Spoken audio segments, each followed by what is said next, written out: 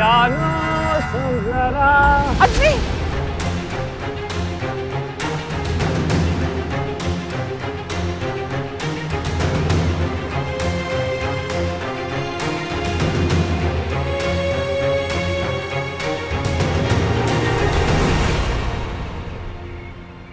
अजमी वो लोग कौन थे? कौन? वो जो तेरा पीछा करते हुए आ रहे थे। तू यूं करके नौकरी छोड़ दे। तू मैडम से कहना कि घर पे काम दे दे, मैं जाकर ले आऊंगी काम। क्या हो गया आपको? ऐसी कोई बात नहीं। तुझे धमकी क्यों दे रहे थे वो लोग? कुछ नहीं कह रहे थे, आप खामखा डर रही हैं। ऐसी कोई बात नहीं। एक बेटी का अजाब भुगत चुकी हूँ, अगर अब कुछ हुआ तो।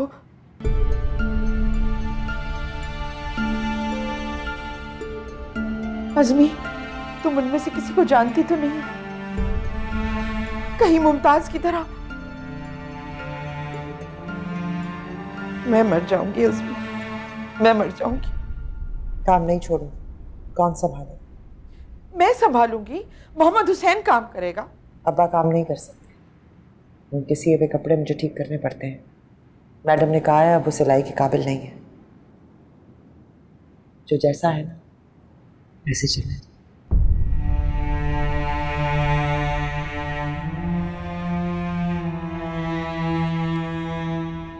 मैं मर जाऊंगी अजमी, एक और बार नहीं।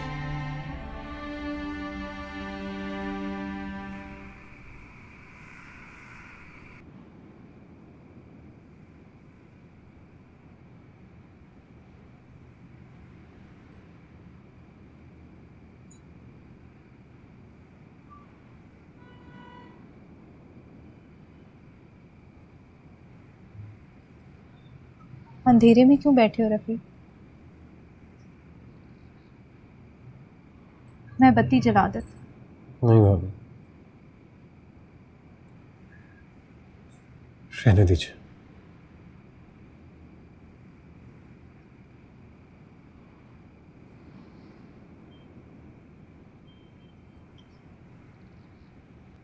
मुझे पता है तुम सदमे में हो, हम सब भी बहुत दुखी हैं।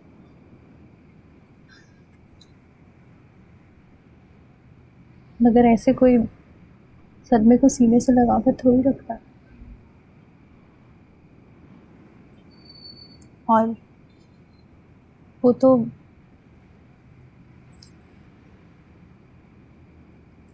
तो थी भी पराई। पढ़ाई नहीं थी, वो तो मेरी अपनी थी।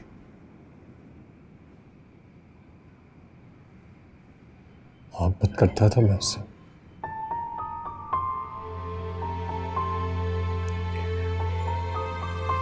और अब तो बीवी भी थी मेरी। पढ़ाई कैसे कह सकती हैं आप उसे? कागज पर दस्तखत कर देने से कोई अपना नहीं बन जाता। साथ भी रहना होता। साथी तो थी, हर पल हर घड़ी मैं उसे अपने साथ महसूस कर सकता था।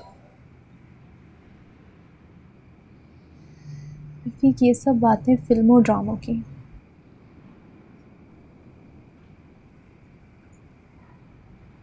तो क्या फिल्में और ड्रामे हकीकत पर मबनी नहीं होते?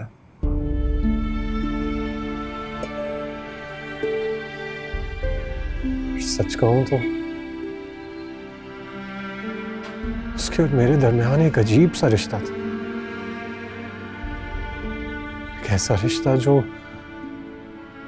उस वक्त भी नहीं टूटा जब उसने मुझसे कहा कि मैं तो ये तक नहीं जानती उसका बाप कौन था। पहला, दूसरा, तीसरा, चौथा।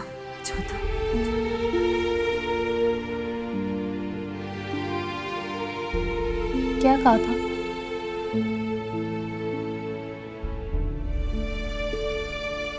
कुछ नहीं कहा।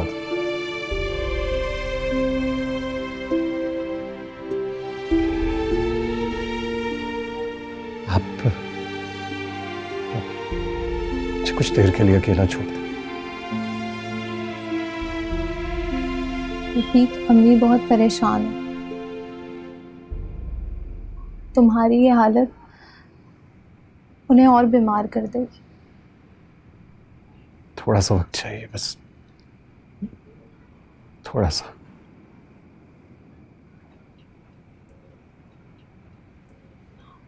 कुछ वक्त तो दे सकते हैं आप मुझे।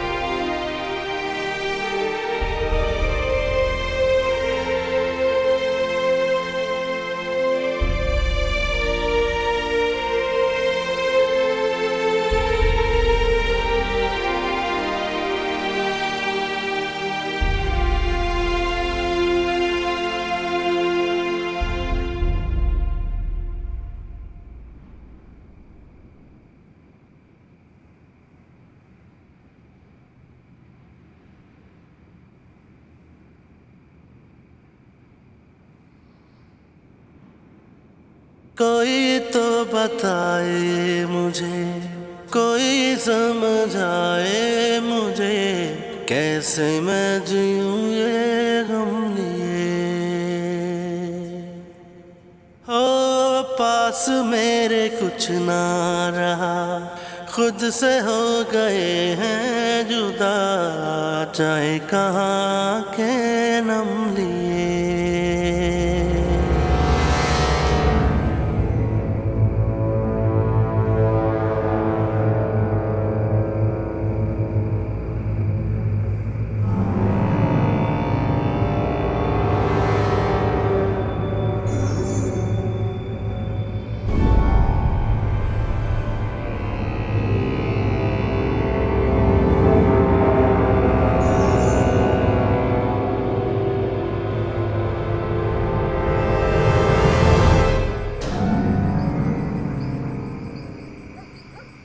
जानती थी तू आए, जानती थी तू एक ना एक दिन जरूर आएगा मेरे पास, जानती थी। बहुत बेचैन हुआ कभी भी, नींद नहीं आती है मुझे, सांस छूटता है, दम घुटता है मेरा। दम घुटता है ना, घुटेगा, घुट जाएगा दम तेरा। मना किया था उसे, मगर नहीं मानी वो। मैं अपनी बात कर रहा हूँ। अजीजा सुल्तान के बेटे हो ना तुम? हाँ बीबी, कुछ करो मेरे लिए। मना किया था उसे कहा था ना, सारी उम्र पीछा करते हैं, घर में ऐसे बस जाते हैं, सोने नहीं देते, कभी दर खड़काते हैं और कभी देर।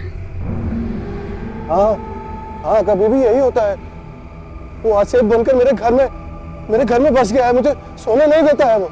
कहा था तेरी माँ को कि ये जादू टूने के खेल में मत पड़, ऐसे गुनाह तबाही लाते हैं। मगर नहीं मानी वो।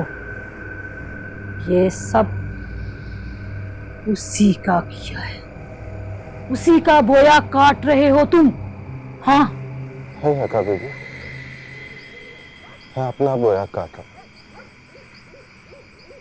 किसी का कोई कसूर नहीं। उसी का कसूर है, उसी के गुनाह ने ये बीज तेरे अंदर बोया है।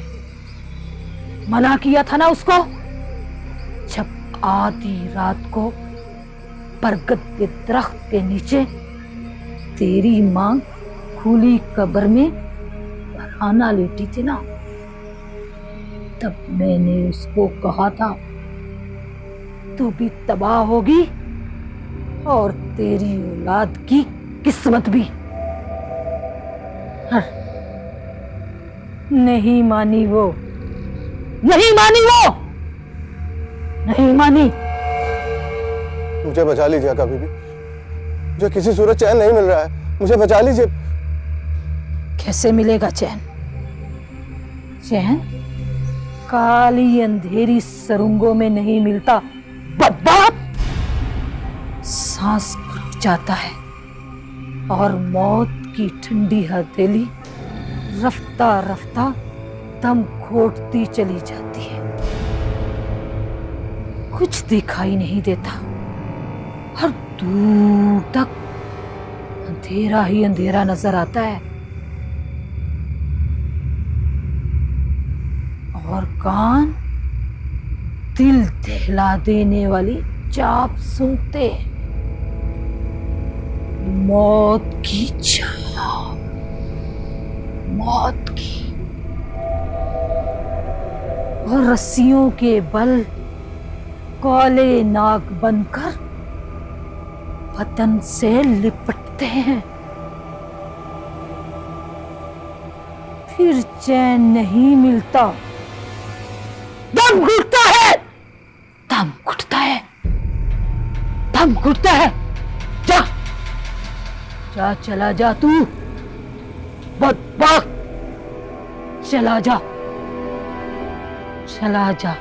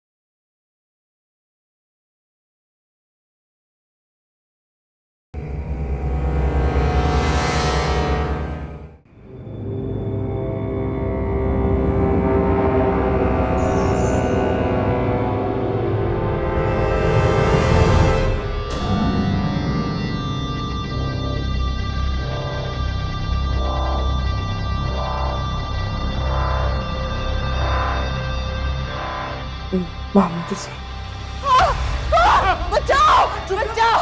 मोहम्मद हुसैन, अम्मी, बचाओ। नहीं, छोड़ो मोहम्मद।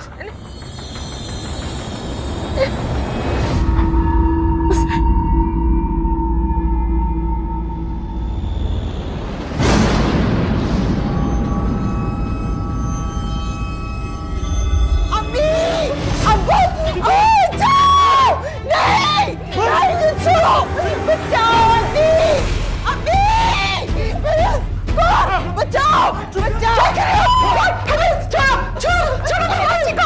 नहीं, छोड़ो, छोड़ो मेरी बच्ची को।